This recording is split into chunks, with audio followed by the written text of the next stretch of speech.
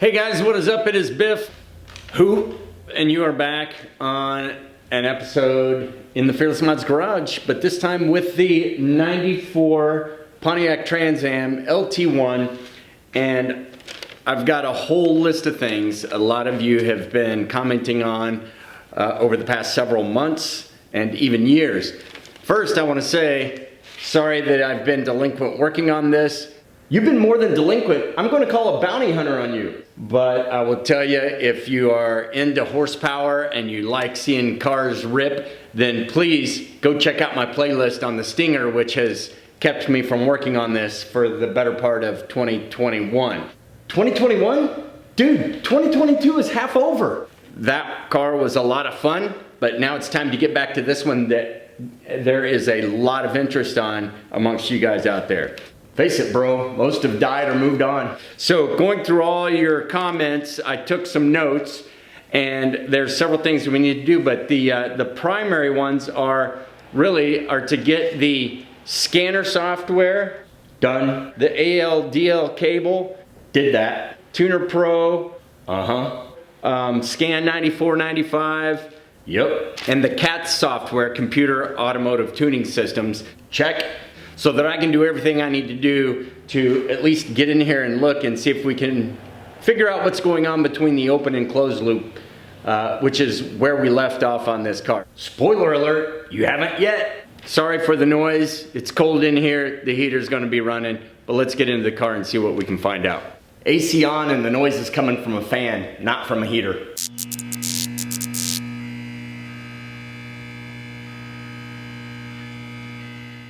That's right guys, you already saw in the previous episode that I've been busy since the Stinger remodeling the garage to get it looking showroom quality, and now it is finally time to move on to the car. I did get one new piece of equipment which I'm really excited to dive into. I've also had some more ups and downs with the cars that have gone around in the chat with a couple of you that have been watching. I actually, in trying to diagnose the problem with the miss, ended up killing the car to the point where I couldn't even start it anymore. So when I did this, I had to push it out and we had to push it back in because it wasn't even running. It's running again. I was able to chase some wires and I actually did so with a new Picoscope scanner 4425A, which is an amazing automotive scanner tool with a host of attachments that are going to make checking into this a lot more insightful. And what I'm hoping to do is be able to take some of the scans that I've done that you haven't seen yet, you're about to see coming up here, and compare them with the Picoscope and work the sensors at the same time that I'm working the scan of the car to see if I can kind of cross-reference those and figure out where maybe some of my issues are coming from. Hopefully within a couple weeks, we'll have some more information and be able to get this thing running better and get after that miss that has plagued this car for 5 to 10 years. I want to get it gone, and I want to move on to getting this car restored to looking like it did when I bought it in 1994. So with that, back over to that guy, and we'll let him take you through this. I've already got all the software downloaded. I've got the cable. I bought it from eBay, and I'm going to go ahead and get in here and download my program, and we can start taking a look at some things. All right, so I'm going to sit in here like a tuner in the passenger seat. I'm going to go ahead and get the key in the ignition. I've got my ALDL cable here, the USB with the actual adapter here that goes to the OBD1 connector. So I'm going to go ahead and plug that in. All right, so reviewing a quick text here from Daniel Christensen. He's helping me out from Denmark, I do believe. We've been going back and forth, but one thing I'm going to do that he hasn't mentioned is I've downloaded this C.A.T.S software. So the first thing I'm going to do here now that I'm plugged in is go ahead and turn the car on. I'm waiting 15 seconds to let everything stabilize so I don't run the risk of screwing up my PCM. The fan is running right now, so now I've already hit setup. I've made sure that the COM port is this COM port. By looking at the device manager, I've got this set up for the vehicle type to a 9495 LT1. And now I'm going to go see if vehicle information shows up, and it does. Country of origin is Canada. Who would have known? General Motors Pontiac, Formula Trans Am, two-door hatchback, active belts with dual airbags, LT1 5.794, St. Therese, Quebec is where this was assembled, and sequence number 24535. So it's definitely communicating. So I'm going to go ahead and click read, and I'm going to call this 94 Trans Am baseline, and I'm going to click save. It is getting the data. It just shut the fan off. It says it's reading the PCM memory, waiting for it to get to 100%. One thing that I've seen people recommend is that you make sure that the computer has a fully charged battery, which it does, and that I've shut off all the different screen saving modes, so the screen won't go dark, and it also won't do a screen lock or shut off power or anything like that. So I set everything on battery power to never turn off and never go into screensaver, so we are letting it do its thing, and just as a safeguard I'll move the mouse every now and then to be sure. We're 50% done and just waiting. Memory read complete. The fan's back on, so now we've got, oh there it is. There's our 1994 Trans Am baseline bin file, and it has been downloaded. Now that we've downloaded the bin file and I was able to look at it in Tuner Pro just a little bit, I want to get a data log to see what actually might be happening on the car.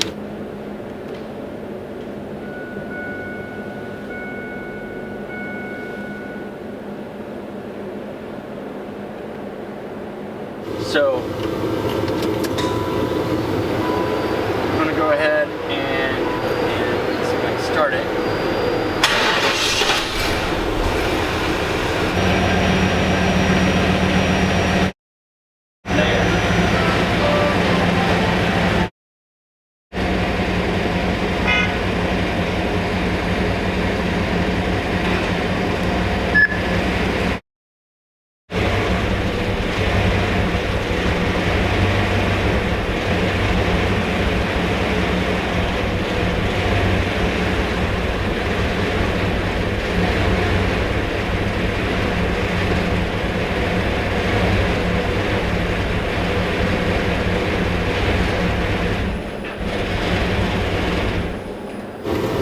Stinky now. Okay, well, we have a log file. We'll be able to look at this and see what it says. Quite interesting that it did not seem to make a difference whether I went from open loop to closed loop, because I really thought that that was the crossover point when it would go from running great to running rough. So hopefully we can see where that really took effect and how things were changing. We'll go back and look at the log file and see what it tells us. So at this point, I went back and forth a couple times with Daniel Christensen, sending him multiple logs, not just this one. And there were a couple things that he zeroed in on. Number one, there were a couple points where the O2 sensors went very lean, and he says that's consistent with misfires on those cylinders and that were causing the lean condition. The other thing was the ignition voltage. That drop, that low ignition voltage, he's not real happy with that. 13.1 volts, a little on the low side. So he was suspect a little bit of the battery. It's been charged and topped off. So that drove him possibly to a voltage regulator in the alternator. So I still have yet to look into that. But the other piece was, he said it was consistent with loss or irregular ignition in the spark. And that's what I want to look into, and because of that, he's suspect of the wiring possibly to the ignition control module. So that catches you up with the back and forth I had with him and where it stood since about January, And so now let's go ahead and move forward to today and get into this with a little more equipment and hopefully a little more insight. All right guys, so here we go, let's get to it. So like I say, I want to combine the engine scan that I will do using the 9495 scan tool along with my 4425A Picoscope.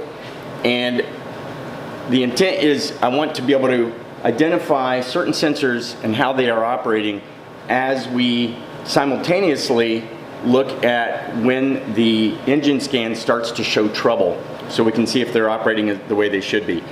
They would probably work independently. I could do it all with the Picoscope, but I would like to be able to cross-reference the two of them at least one time just to see how it lines up. So the first sensor I want to go to, I think, is the O2 sensors, because they are heated, and once they reach 600 degrees Fahrenheit, that will cause the car to go from open loop or cold operation to closed loop or warmed up operation, right?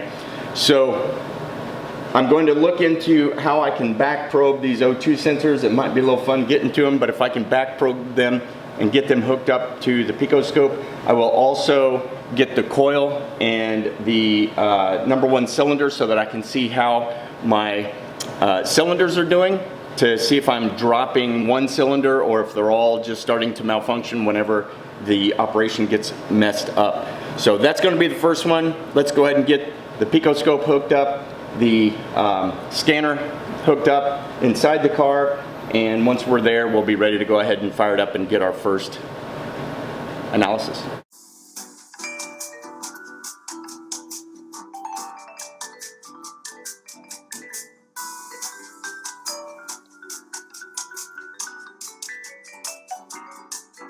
Do not back probe PCM connectors. So I'm not going to be able to back probe that C connector to the PCM. I'm going to have to do it where the pigtail from the wiring harness here meets the O2 sensor. All right, so let's get back there and see if we can find those 1663 and 1665 tan and white and purple and white connectors that show up in the back left and right here, most likely under the car. I know I can get to them. So we'll get in there and check out this one, the left bank sensor 1, and see if we can back probe those.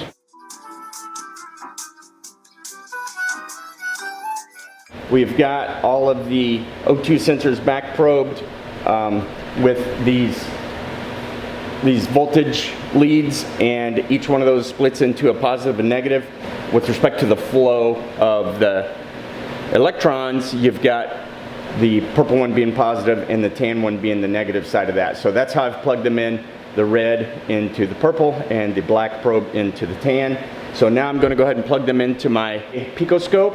I've got them in order here, so we're going to go first one here, and that is going to go into channel A, and that will be, I'll plug it in, you'll see the lights turn to yellow and red to match the connector. That will be our coil feed. Channel B will be our number one plug wire so that we can reference which cylinder we're on. C will be the left bank O2 sensor, and D will be the right bank O2 sensor. So those are plugged in and ready to go. The Scan 9495 is ready to go. So I got to show you some weird anomalies I'm having here. So as all this is plugged in, as I touch my computer, I'm introducing something into that channel on the right O2 sensor. The left side is not doing that, but the right bank is. And then I can touch the side of the car. Look at that. I got my shins against the side of the car. If I take them off, it drops back down to 0. If I take my hands off, it goes back to normal. I think we got something going on right here without even starting this up. This scope may have just paid for itself. Well, no, let's not go that far. It was expensive, but this is very, very telling. So I'm going to go ahead and check everything out, see if we're ready to go, make sure I've got this set up to run correctly on Scan 9495, and then we'll get pressing. I'm going to need to make sure that I capture all the data that I need here. Sometimes this thing will run fine for 10 minutes. Sometimes we'll run fine for 15 minutes. So I'm trying to set up the seconds per division here, so on one full screen capture I can get the entire run just like I will over here. I think I want to go and make that closer to 33 minutes or so, 34. So I'm going to put a trigger on channel B so that I can find where my number one cylinder is. 9495 is connected, we're looking good here. Okay, now let's turn it on again and see what this does.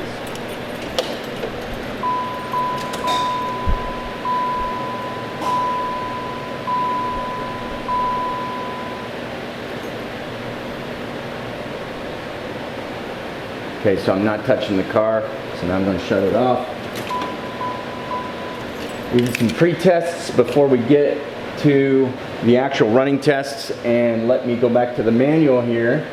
The PCM supplies a voltage of about 450 millivolts between terminals C20 and C19, which is what we're checking out right now, if measured with a 10 mega ohm digital voltmeter. This may display as low as 320. It varies the voltage within a range of about 1000 millivolts if the exhaust is rich, down to about 10 if the exhaust is lean. Turn on the scan. We're scanning over here. Key is on, and we're going to start it up.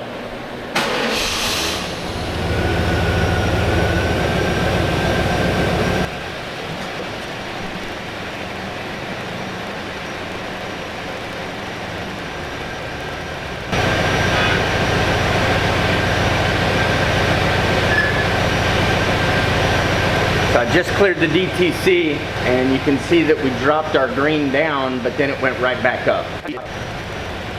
Okay, the air pump just went off, so we should have gone into a closed loop, and we just did. Still appear to be running rich on that left bank. You can see the O2 sensors became active right there in closed loop. And right now we're holding steady because our percent RPM variation is 1.76, so we're looking pretty good there.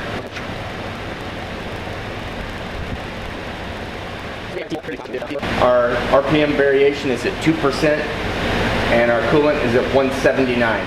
The other thing is our ignition volts are at about 13 or 13.1, and that's something that Daniel Christensen points out often as a suspect. 185 degrees, still holding about. Now we're jumping around. We're at 1.5% variation to 3%. Starting to jump around a little bit more. Not drastic yet, but it'll get there.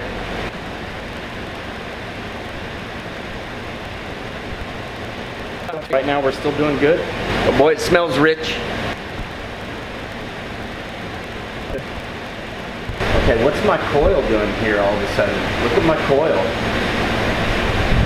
I'm now starting to get back up to 3% on variation, and my coil's gotten, and my ignition are having some dropouts.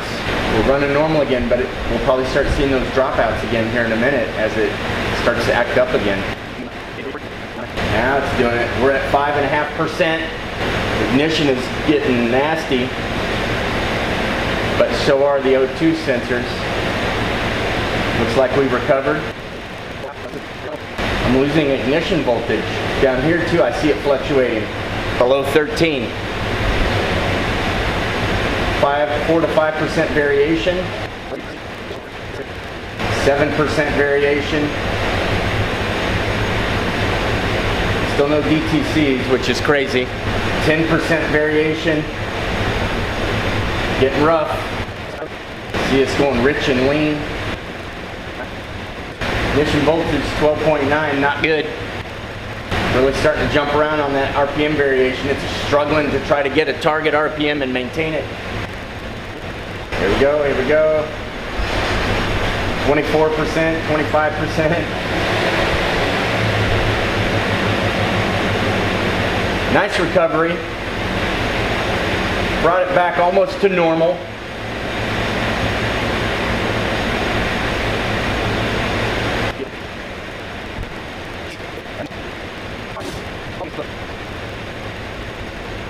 Now she's struggling. 25% again.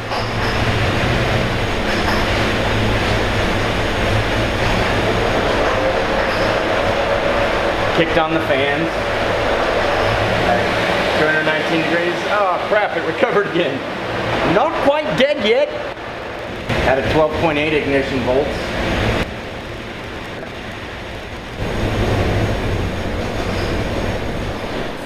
Okay, she's finally dead.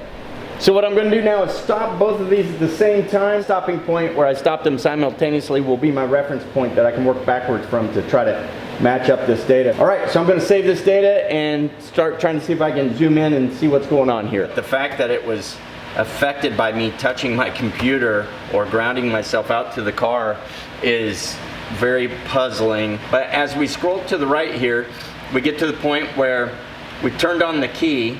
Left bank is about 172.3 millivolts and the right bank is about 150 millivolts, so it sets a little lower. Checking my manual again. It says typically the signal voltage will be near 450 at key up. I'm kind of curious what they mean by key up, if they're talking about actually starting the car. So anyway, this is for DTC 44, which is interesting because that's not what we got. I'm triggering on my number 1 cylinder, so I always know where in the coil sequence I am. In case I need to investigate that. So by this would tell us we're staying lean on the left bank and rich on the right bank, or richer. Let's see where our baseline is for our coil and our plug ignition. So now what I've got is I've got the Pico scan over here, and I've got the scan of the actual through the PCM right here.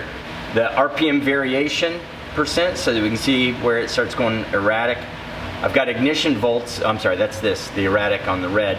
I got the blue, which is the ignition volts, because you start seeing those dropouts in the voltage. And then I'm just looking at fuel trim to see what's happening, and what I want to do is try to correlate what is happening here. What I'm starting to do now is dive into a little bit of some of the anomalies I'm seeing. I'm correlating them time-wise across here and then cross-checking with the video. Right now I'm going to start looking at these dropouts that start occurring in the coil and then become more pronounced and then very pronounced before it goes back to normal when it recovers. You can see as we're starting to get our RPM starting to go south. Well, this is just the first little indication here. We're starting to get some upsets in it, roughly right in here. It starts getting bad again. Gets bad and stays bad for a long time. Wow, so that one's bad for 3 minutes and 15 seconds. The other thing that you can see is, I mean, the coil is just falling apart. Wow, that is crazy. I want to go back and look at when it was running good and see what those look like.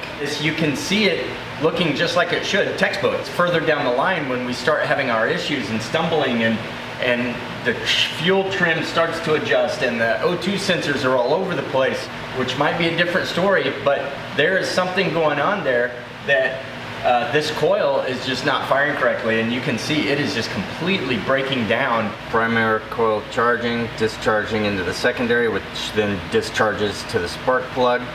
That looks pretty good. That's what this should look like kind of in a normal situation, and that is at the same scale that I was looking at over here, which is right there, and that's supposedly the same picture across the same amount of time for the number 1 cylinder that we were seeing before. There is no buildup of the primary and then release of the secondary. That's just not happening. It's just like constant fluctuating attempts to build up and release all simultaneously, which is translating to the same thing in the spark plug, which means it's just getting kind of a zap in the cylinder, a long slow zap instead of one hard fire when it's supposed to ignite right at the peak of compression or just prior. This is clearly to me an ignition problem. Fuel starvation and stuff like that, or the trim or the oxygen sensors, I don't believe would have any impact on that ignition system. I have got to go after this ignition system and find out what is causing it to do that. I have replaced the coil in the past. I, since the last video, put a new ignition control module on here. The one thing I did find out with this last time before I even started this video was I was able to find a bad ground on the wire that connects the ignition control module. In fact, today before I started it up to run this, I had to wiggle it again because it was cranking with no start. So I clearly need to run a ground from that, and I'll probably just run one direct to bypass everything so that I know I got a good solid ground going into there. And I think my next run will be with that new ground on there, because I'm really curious. Grounding issues can cause all sorts of problems, and if it is something as simple as me running that one extra ground wire to allow this thing to have a solid ground, my battery's fully charged. I should be doing good on ignition voltage. But if that ground is faulty and not allowing it to make a full circuit from positive to the ground, that might bring my ignition voltage down somewhat and be causing everything to collapse here when I'm losing some of that signal and some of the ability to maintain those high voltages. That's going to be the first thing. Replace put a temporary grounding wire on there. We'll run it again full stretch to see if it times itself out by stumbling and dying, or if hopefully we luck out and finally have found a fix to this problem. Okay, so like I said, first thing I want to do here is get in here and put a temporary grounding wire to that ignition control module.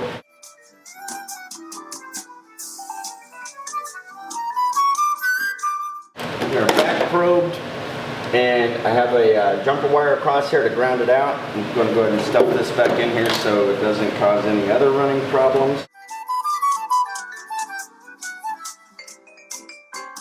Okay, everything's hooked up and we got a good charged battery. They're turned on. All right, we're back to a no start. I'm really suspicious of this wiring in the ignition control that goes to the ignition control module. Well guys, here's the situation now. Chasing wires back. I've got all the wires here, all untaped, and I'm just checking grounds. I'm checking continuity between the ignition coil, the ignition module and the coil. And I am now chasing the ground from this back. You would think that it just goes right here to this little pigtail that's right next to it at the front of the head, but it doesn't. It runs all the way back towards the PCM. I am now back at a no start condition. So if you recall, when it was running, sometimes I would go to start it and it would crank but no start. I'd shut the key off and then I'd crank it and it would start right up. So I don't know what's going on with this ground, but that's what I'm going to chase. So yeah, this continues to be frustrating as hell. I am determined to figure it out. You all know that, and we all share in each other's pain on this, but who knows? I might be stuck having to get an entirely new harness for this thing, because a lot of the wires, as I'm chasing them back along that fuel rail and such, are like really like practically melted together from engine heat and just the age of this thing, you know.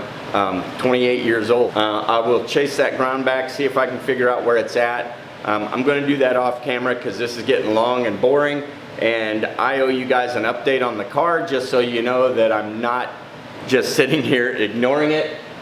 We have dug into it full bore now, and I know that I have the tools to be able to get in here and check this thing out. Welcome to my nightmare. I'm in it. I'm going to wrap this one up. Thank you for continuing to watch Fearless Mods. Thank you for putting up with me on this car that seems like we're never going to get there. One day we will, and we're going to do some celebrating when that happens, but it ain't now. So anyway, please reach down there, like and subscribe. Thank you for watching. Please come back, and we'll catch you again real soon. Take care.